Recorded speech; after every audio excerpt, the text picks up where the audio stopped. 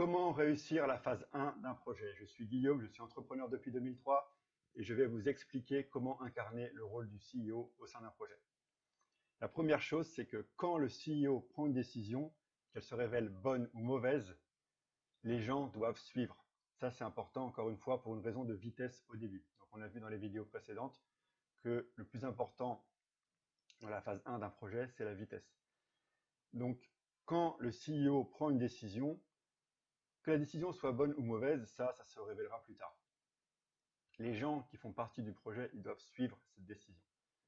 Ça, c'est important. Donc, si vous êtes le CEO d'un projet et que vous avez des gens au sein du projet que quand vous prenez une décision définitive, ils suivent pas, ils en font qu'à leur tête, etc. Ce sont des gens qui peuvent porter préjudice au projet. Alors au début, soyez un peu cool avec eux, etc. Expliquez-leur les choses. Après, si la personne n'est pas d'accord, est toujours en opposition avec le CEO, etc., etc., la meilleure chose à faire, c'est de dire, bah voilà, il y a un projet qui est en cours, tu fais le choix de dire, bah non, ça c'est une mauvaise décision, ça c'est une mauvaise décision. Je t'invite à développer de ton côté des choses, etc. Mais au sein du projet, la ligne directrice, c'est ça, et c'est comme ça. Voilà. Donc après, il y a des gens qui forcément qui seront pas contents, etc. Mais c'est important. On va voir ensuite que le CEO est là pour porter une vision, et cette vision, la façon dont on travaille, etc., etc., c'est porté par le CEO.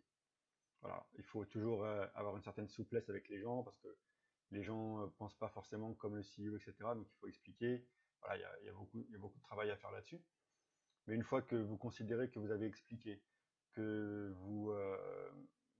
votre projet c'est comme ça, etc., etc., et la personne elle suit toujours pas les décisions et la conteste tout le temps, bon, au bout d'un moment, voilà, vous pouvez lui dire, fais les choses à côté parce que nous c'est comme ça ici et on peut pas toujours faire les choses comme toi tu le souhaites, etc. Alors que c'est pas la vision de départ. Le plus important c'est la vision de départ.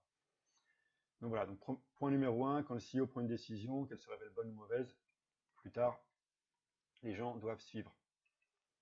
Encore une fois, pour une raison de vitesse. Point numéro 2, 99% des projets échouent parce que celui qui a le dernier mot n'est pas la bonne personne. Alors ça aussi, au sein d'une structure, alors que ça soit le CEO ou que ça soit des gens qui sont proches du CEO, par exemple dans une association, des fois vous avez plusieurs personnes qui dirigent l'association. Il se peut que, même si le président de l'association est censé avoir le dernier mot, vous avez des gens qui sont proches de lui qui vont le bloquer ou dire non, il faut faire comme ça le travail, etc., etc., etc. Bon, encore une fois, le CEO doit rester ouvert. Il y a des bonnes idées qui peuvent émerger, hein, c'est pas le souci. Mais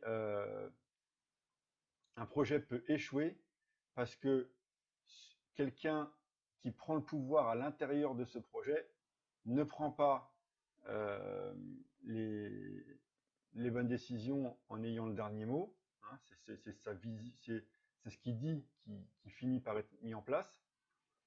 Et du coup, ça échoue. Et ça, alors moi, je l'ai vu vraiment plein de fois dans des projets, en particulier associatifs. Vous avez une personne qui a, on va dire, un certain pouvoir au sein de la structure et qui dit, bah voilà, on va traiter les dossiers comme ça, on va faire comme ça, etc. En désaccord avec le président de l'association. Et la seule chose à laquelle ça mène, c'est qu'au bout d'un moment, le CEO, il en a marre d'être toujours contredit ou de voir que son projet va pas dans le sens qu'il avait imaginé au départ. Du coup, ces gens-là, qu'on va dire secondaires, prennent le pouvoir et en général, à partir de là, voilà, le projet il dure pas. Hein. Ça, je l'ai vu tellement de fois dans tout ce qui est un petit peu, on va dire, projet alternatif, etc. Ça arrive très souvent. Ça arrive très souvent qu'il y a des gens qui rentrent à un moment ou qui sont là dès le départ, mais qui ont un rôle, on va dire, secondaire, et qui imposent leur idée. Donc c'est ce que je disais, c'est le côté qui a le dernier mot. Et en imposant leurs idées, en fait, ils font complètement échouer le projet. Ça, je l'ai vu plusieurs fois. Donc je répète, 99% des projets échouent parce que celui qui a le dernier mot n'est pas la bonne personne. Voilà. Donc assurez-vous que celui qui a le dernier mot est la bonne personne. Et on en vient justement à ce troisième point.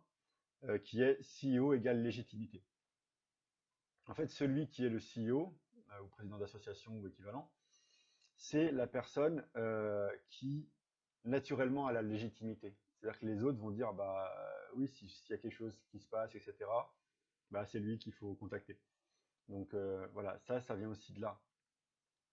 Alors, ça peut être tout simplement parce que c'est celui qui a lancé le projet, donc on va le voir pour qu'il puisse mettre en place le projet, ou faire avancer les choses ou corriger les problèmes. Mais souvent, c'est comme ça que ça se passe. Donc, CEO égale légitimité. Point numéro 4, CEO égale responsable de 3 choses, la culture, donc ça, on doit incarner la culture, la vision, ça c'est l'instinct, et le CEO est là pour sauver une situation. Donc la culture, c'est incarner la culture, c'est-à-dire que si vous avez une boîte dans le high-tech, il faut que le CEO, alors c'est une image, mais il ne faut pas que ça soit quelqu'un qui a un esprit de caissière. Encore une fois, il n'y a rien de méchant dans ce que je dis là, mais c'est pour donner une image.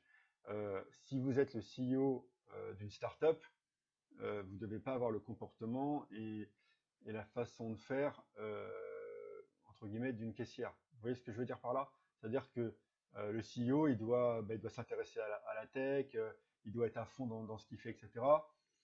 Si moi je prends l'exemple de NoCoinChain, bah forcément le CEO, il doit lui-même gagner de l'argent avec les crypto-monnaies, etc., etc. Donc c'est tout ça, c'est le côté culture de l'entreprise. L'entreprise, le monde de demain doit être à l'image du CEO, ce qu'il est. Ensuite, la vision, donc l'instinct, ça veut dire que le CEO, il doit voir l'avenir. Donc, encore une fois, on doit se dire, bah voilà, moi je souhaite que dans quelques années, les gens se comportent comme ça, etc. Donc ça, c'est la vision. Et après, là, pour sauver une situation, ça veut dire quoi? Ça veut dire, bah, quand il n'y a personne au sein de l'entreprise qui est capable de faire une tâche, et bah, c'est le CEO qui doit s'y coller. Et enfin, 5e point pour terminer cette vidéo, l'équipe, c'est des personnes qui croient à la vision. Donc, surtout dans la phase 1, les gens de votre équipe, c'est des gens qui croient à votre vision. Donc, le CEO, il dit, voilà, j'ai détecté ça sur le marché,